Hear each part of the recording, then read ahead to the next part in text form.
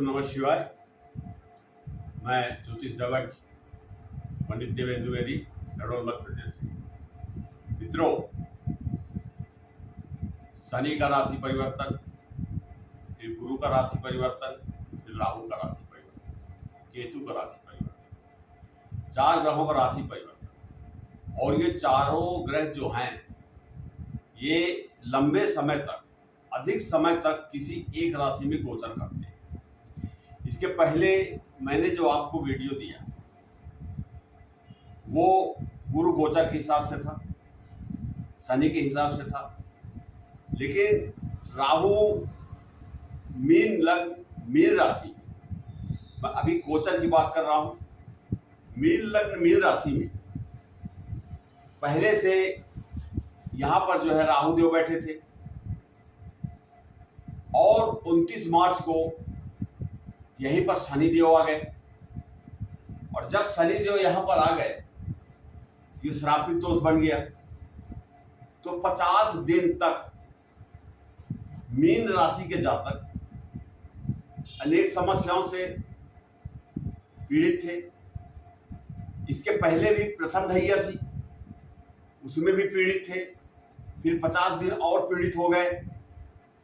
किंतु 18 मई 2025 को राहु राशि परिवर्तन किए और कुंभ राशि में चले गए। ये कुंभ राशि। गुरु 14 मई 2025 को राशि परिवर्तन किए तो मिथुन राशि में आ गए। मीन लग्न की कुंडली मीन राशि में चौथे भाव में। अब बात करते हैं यहां पर कि शनि भी मुक्त हुए। राहु के चलते शनि पीड़ित थे और शनि की दृष्टि पड़ रही थी, तीसरी दृष्टि गुरु के ऊपर, तो गुरु भी पीड़ित हो रहे थे। तो ये 3 ग्रह जो महत्वपूर्ण ग्रह हैं, 3 ग्रह पीड़ित थे। पर 18 मई 2025 के बाद ये तीनों ग्रह अलग अलग हो। अब ये अपना पूर्ण फल, शुभ या अशुभ, अपना फल जो है प्रदान करेंगे मीन राशि के जातकों। अलग अलग लोगों की अलग अलग कुंडली होती है। सबकी न तो मीन राशि है और न सबकी मीन लग्न है। ये गोचर के हिसाब से मैं विश्लेषण कर रहा हूं, आपसे अपनी बातों को शेयर कर रहा हूं।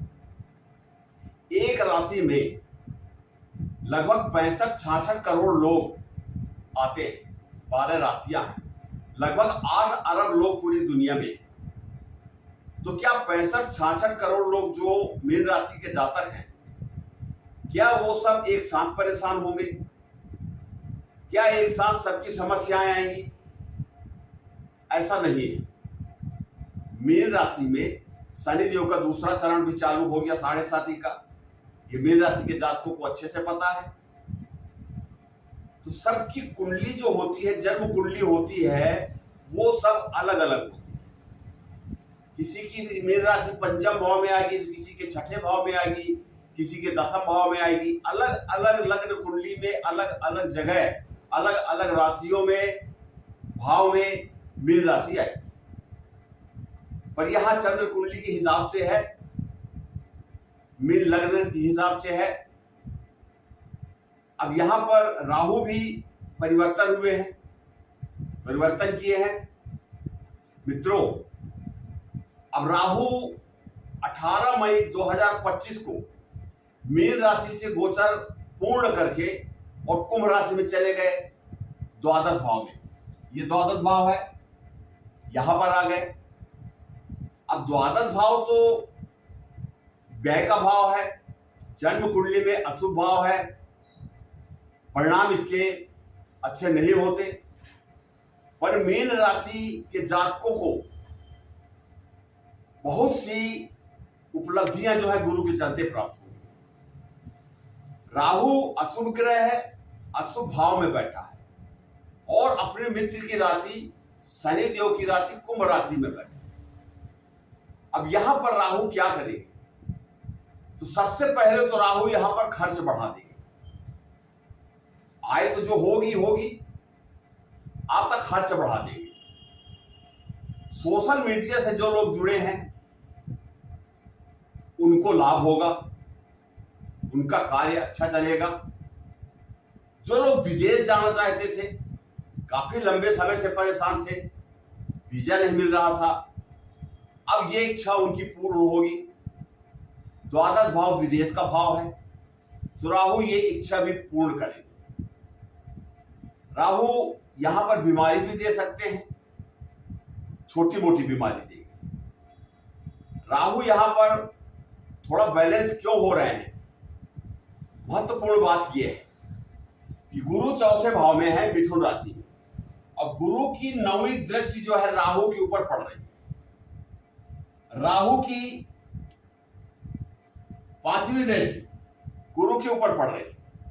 गुरु यहां पर जब 9वीं दृष्टि से राहु को देख रहे हैं, तो राहु का जो अशुभ फल है, जो परिणाम मीन राशि के जातकों को मिलना चाहिए, तो मीन राशि के स्वामी भी गुरु हैं और केंद्र भाव में बैठे हैं। 14 मई 2025 को गोचर यहां से शुरू हो गया इनका, अब 9वीं दृष्टि पड़ रही है। कहने का तात्पर्य कि 1 वर्ष तक 12 महीना गुरु जो है उनका आशीर्वाद मीन राशि के लोगों को प्राप्त होगा, और यहां पर राहु जो है शुभ परिणाम देंगे। जो बहुत दिन से रुके हुए कार्य थे वो ठीक होंगे, कार्य पूर्ण होंगे, आर्थिक संपन्नता भी होगी। अच्छा, यह एक चीज मैं आपसे शेयर करना चाहूंगा कि राहु, 9 ग्रहों में राहु एक ऐसा ग्रह है जो मायावी ग्रह इसको बोला जाए। लालच देना, उल्टी सीधी बातें, विचार जो है भ्रमित करना, मन को दुखी करना। राहु रातों रात अरबपति बना देता है और क्षण नहीं लगता आदमी कहीं से कहीं आ जाता है, रोड में आ जाता है। मीन जाति के जो लोग हैं, मीन राशि के जो लोग हैं, मीन लग्न के जो लोग हैं, उनसे मेरा एक परामर्श है कि जो भी कार्य करें आप, थोड़ी देर बैठ जाएं, सोच समझ लें, नुकसान लाभ दोनों दृष्टि से सोच समझ लें, उसके बाद कार्य करें। क्योंकि ये मायावी ग्रह कुछ भी कर सकता है। जब भगवान विष्णु को यह चकमा दे सकता है, तो हम लोग तो सामान्य इंसान हैं। पर यहां 1 वर्ष तक खासकर राहु जो है शांत रहेगा, अच्छे परिणाम देगा।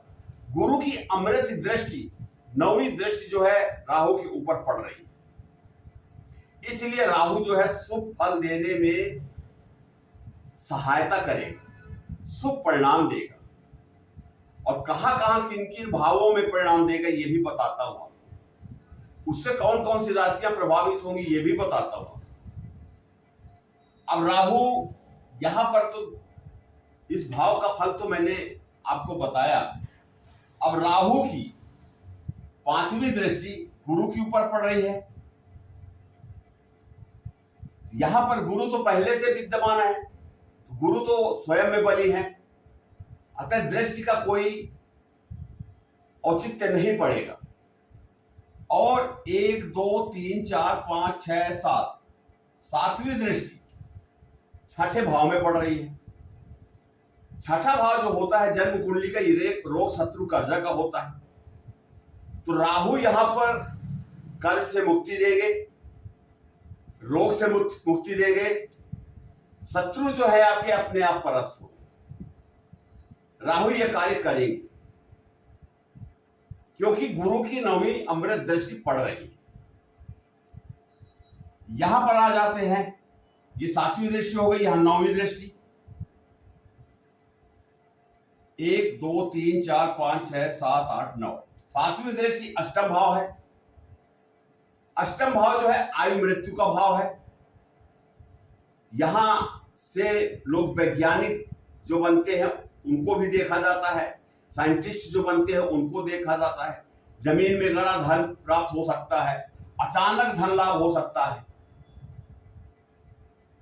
पर लालच में आकर के कोई कार्य ना करें, अच्छे से सोच समझ ले। राहु यही करेगा, लालच देगा, भ्रमित करेगा, इधर उधर घुमाएगा और आपको फंसा देगा। इससे आपको बचना है। अब राहु यहां पर बैठे हुए हैं, शनि लग्न में बैठे हुए हैं, दूसरी ढैया चल रही है, इसकी बात मैं पिछले वीडियो में कर चुका हूं। गुरु चौथे भाव में बैठे हुए हैं, इसकी भी बात मैं कर चुका हूं। अब ये गुरु, शनि और राहु, ये तीन ग्रह जो है मीन राशि के जो जातक है उनके लिए अच्छा है, शुभ परिणाम देने वाला है। अब ये तो आपकी जन्म कुंडली की बात है। अब इसे अगर हम अष्टक वर्गीय कुंडली में देखें तो कैसा परिणाम हो? जैसे जन्म कुंडली में 6, 8, 12 तीन भाव अशुभ होते हैं, वैसे ये बगल में देखिए अष्टक वर्ग की कुंडली है, मीन लग्न की कुंडली ये भी है और मीन लग्न इसमें भी है, 12 लिखा हुआ है। मैं ये गोचर के लिए आपको शनि और यहां पर बैठा दिया हूं, लिख दिया हूं, राहु को भी लिख दिया हूं जिससे समझने में आसानी हो। पर यहां पर ग्रह नहीं होते, अष्टक वर्ग की सारणी में ग्रह नहीं होते हैं, यहां बिंदु होते हैं। अच्छा, बहुत से लोग पूछते हैं मेरे से कि गुरुजी अष्टक वर्ग क्या होता है? अष्टक वर्ग जो है सूर्य, चंद्र, मंगल, बुध, गुरु, शुक्र, शनि 7 ग्रह हो गए और एक हम ले लेते हैं लग्न को, ये 8 हो गए। 8 को मिला करके अष्टक वर्ग बन गया। अब अष्टक वर्ग में क्या होता है, यहां हम ग्रह के बल को देखते हैं कि ग्रह कितनी डिग्री का है, ये आप सभी को मालूम है।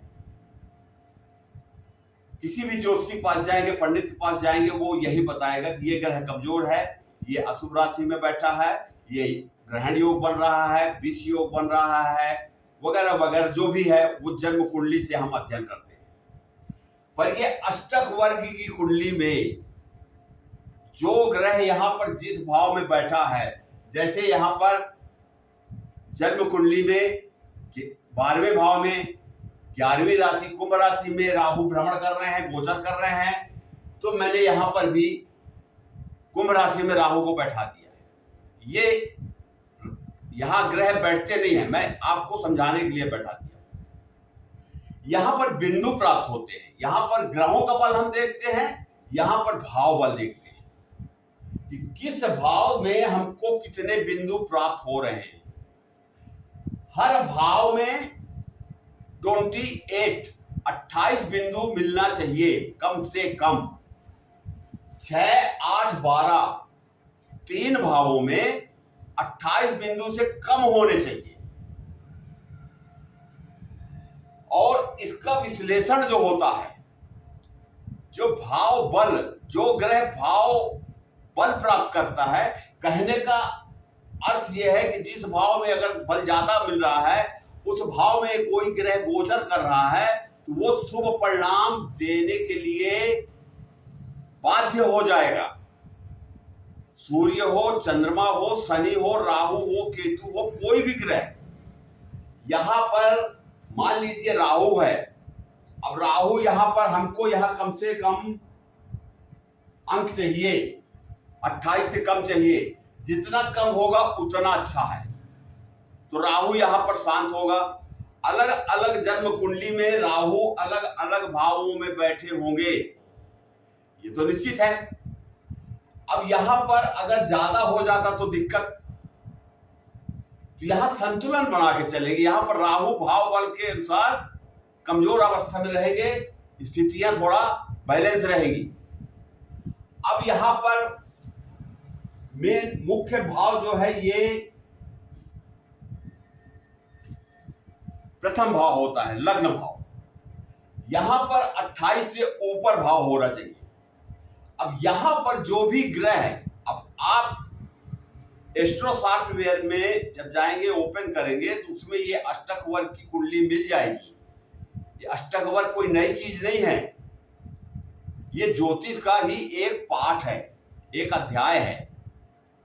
अब यहां पर 29 बिंदु मिल गए। इसका अर्थ ये हुआ कि शनि यहां पर शुभ परिणाम देंगे, क्योंकि भाव शुभ है, व्यक्तित्व का भाव है, स्वास्थ्य का भाव है, विचारों का भाव है। तो यहां पर शनि अच्छा देंगे। 29 से भी ज्यादा हो सकता है, यहां पर 36 हो जाए, 40 हो जाए। जितना अधिक होगा उतने अच्छा है, उस व्यक्ति के लिए उतने ही अच्छा होगा, परिणाम अच्छे आएंगे। अगर मान लीजिए शनि यहां पर होते या यहां पर होते शनि, तो बिंदु ज्यादा होना चाहिए। बिंदु बोले, अंक बोले, पॉइंट्स बोले, रेखा बोले, कुछ भी बोले, अर्थ सबका एक ही आएगा। तो यहां पर जो है गुरु, आपकी जन्म कुंडली में गुरु कितने पॉइंट पर है? 25 बिंदु में है, 30 बिंदु में है, 32 बिंदु में है। तो यहां बिंदु के हिसाब से भाव का बल देखा जाता है। भाव अगर बली है, कोई भी ग्रह बैठेगा शुभ फल प्रदान करेगा। यहां पर ये पंचम भाव जो है, ये विद्या बुद्धि संतान का भाव है, प्रेम का भाव है, शेयर मार्केट का भाव।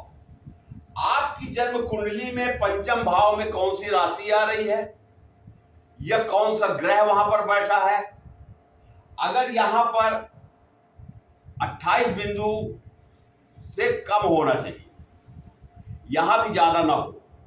यदि ज्यादा होता है तो आदमी प्रेमी स्वभाव का हो जाता है, बड़ा प्रेम करता है। पर एक फायदा और है कि यहां पर मान लीजिए 35 बिंदु आ गए, तो प्रेम भाव तो होगा, पर शेयर मार्केट में उसको लाभ मिलेगा, ये स्थिति बन जाएगी। यहां पर भी छठे भाव में भी यही है।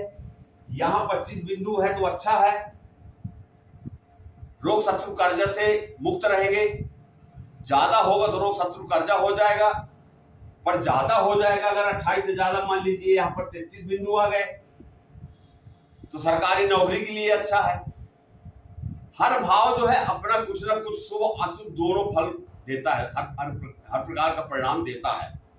यहां राहु की मैंने आपको बताया कि जो लोग विदेश जाने वाले थे उनका भला होगा, उनकी इच्छाएं पूरी होगी, धन की कमी नहीं होगी, धन भी आएगा, अचानक धन भी प्राप्त होगा। तो जन्म कुंडली सिर्फ देखने से हम किसी निर्णय पर नहीं पहुंच सकते। हम जब इसके बाद अष्टक वर्ग कुंडली देखते हैं, माने ग्रह का बल और फिर भाव बल। जो भी ग्रह है वो किसी ना किसी भाव में तो बैठेगा। तो यहां पर हम भाव बल देखते हैं, और भाव बल के बाद हम भिन्नाष्टक कुंडली देखते हैं एक ग्रह के लिए। उसमें 4 बिंदु से ज्यादा आने चाहिए। जैसे यहां पर शनि है, अब किसी के कुंडली में शनि को हमको देखना है, शनि की ढैया चल रही है, 7.5 चल रही है, या कुछ भी चल रहा है, शनि को हमको देखना है कि ये शुभ फल देगा या अशुभ फल देगा। तो भिन्नाष्टक चार्ट में जब हम देखेंगे शनि के भिन्नाष्टक चार्ट में, वहां हमको पता चल जाएगा कि ये 2 बिंदु है कि 4 बिंदु है कि 6 बिंदु है। 8 बिंदु से ज्यादा नहीं होगा, 8 बिंदु लास्ट है। तो 4 बिंदु से अगर ज्यादा है तो बहुत बढ़िया है, फिर शनि तो यहाँ पर चकाचक कर देंगे, 5 बिंदु हो जाए, 6 बिंदु हो जाए, जितना बिंदु होगा उतने शुभता बढ़ जाएगी। इसी प्रकार से हर ग्रहों को देखा जाता है। ये तो हो गई अष्टक वर्ग की बात। अब प्रत्येक व्यक्ति की कुंडली में, वो किसी भी राशि का हो, किसी भी लग्न का हो, प्रत्येक व्यक्ति की कुंडली में महादशा, अंतरदशा, प्रत्यंतर दशा, सूक्ष्म दशा, प्राण दशा तो चलती है, चलती रहेगी, ये तो गोचर है। अब किसी की राहु की महादशा चल रही है या शनि की महादशा चल रही है, राहु और केतु को अष्टक वर्ग में नहीं लिया गया है, पर राहु कहां पर बैठा है तो भाव से तो हम पता कर सकते हैं। मित्रों, अब जिसकी महादशा चल रही है या अंतरदशा चल रही है, तो भिन्नाष्टक में हम देख ले उसको, और अष्टक वर्ग में भी देख ले, वो शुभ फल दे रहा है या अशुभ फल दे रहा है। अगर जन्म कुंडली की बात करते हैं तो मान लीजिए गुरु की महादशा चल रही है, कुंडली में गुरु कमजोर है, और यहां पर मान लीजिए 36 नंबर मिल गया, 36 बिंदु प्राप्त हुए हैं। तो गुरु जब यहां पर आएंगे तो इस भाव के अनुसार 28 से ज्यादा बिंदु हो गया। 28 से ज्यादा बिंदु होने के कारण, 36 बिंदु होने के कारण, एक उदाहरण के रूप में आपको बता रहा हूं, यहां कुंडली किसी की नहीं है। तो यहां पर गुरु जो है इच्छा से ज्यादा शुभ परिणाम देंगे। जो ग्रह जिस भाव में बैठता है उस भाव के बल के अनुसार, उस भाव के बिंदु के अनुसार फल प्रदान करते हैं।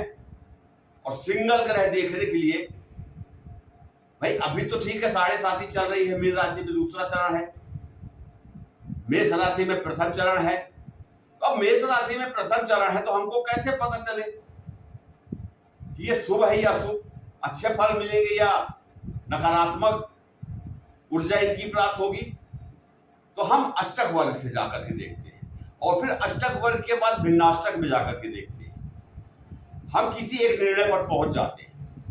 और ये अष्टक वर्ग की कुंडली जो है, मैं सैकड़ों कुंडली की बात करता हूं, कई सैकड़ों की बात करता हूं, इसका जो परिणाम है वो बिल्कुल जन्म कुंडली के विपरीत चला जाता है।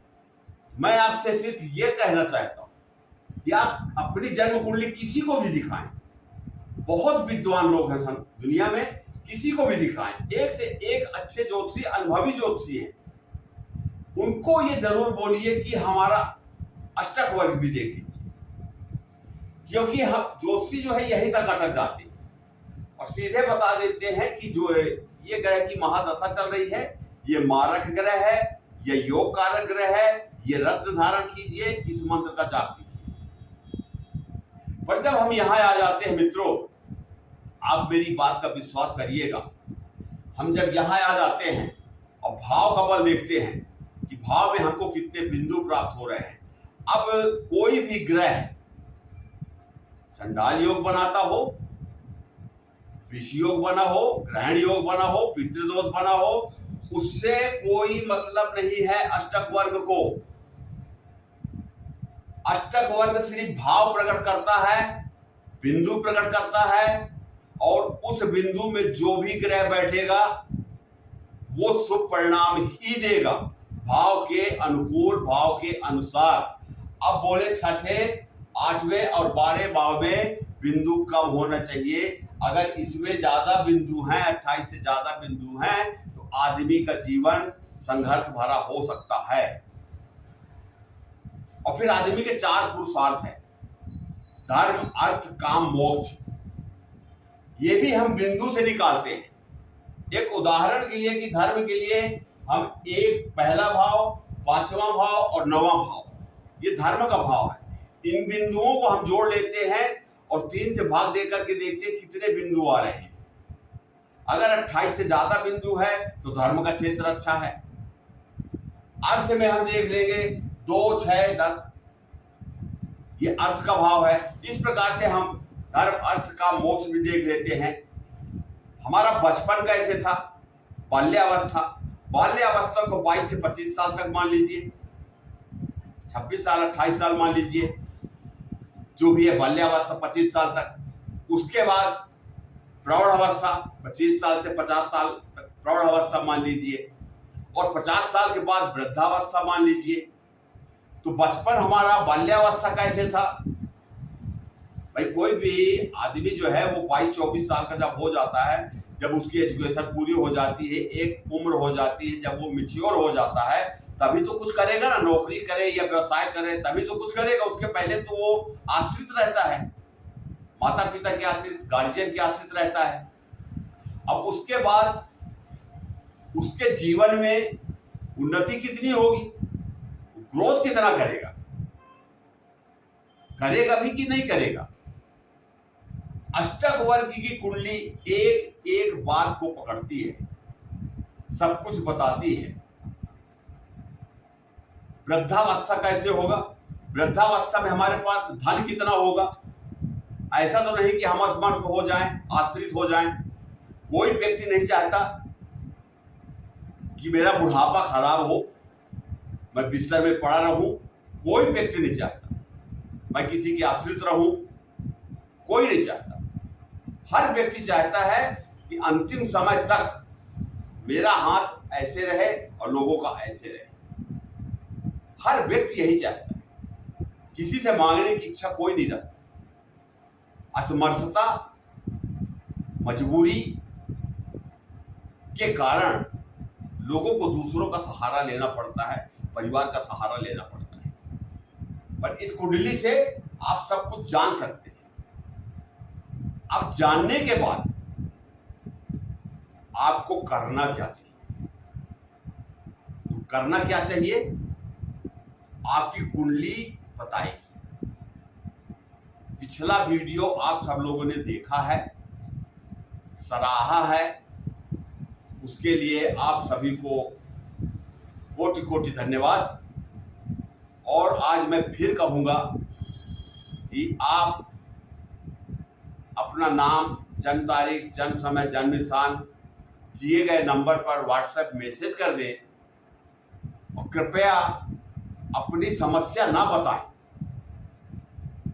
आपकी समस्या आपकी कुंडली में है। कुंडली का अध्ययन करने के बाद मैं आपसे आपकी बातों को शेयर करूंगा और शेयर करने के बाद आपके प्रश्न अगर कुछ छूट जाते हैं, एक तो ऐसा होता नहीं है क्योंकि ये 12 भावों का जब हम विश्लेषण करते हैं तो लगभग समस्याएं हमारी सब सामने आ जाती हैं।